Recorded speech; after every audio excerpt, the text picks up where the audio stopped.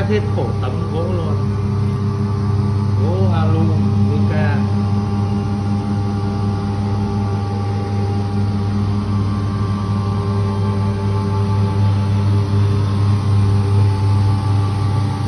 Anh chị em nào có hàng gia công thì liên hệ với mình.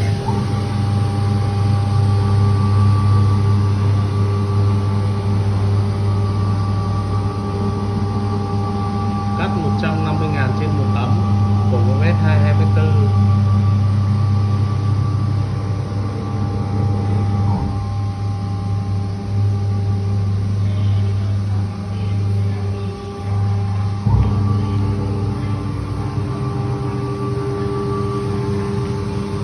Đây mình đang lấy lại mặt phẳng của bàn, đã là cắt choét hết rồi,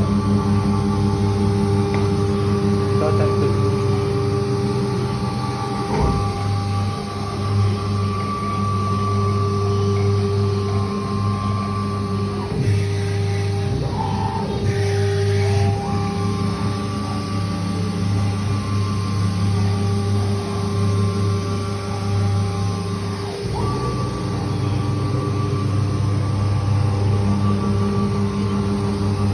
Anh chị em muốn gia công cắt thì liên hệ với mình.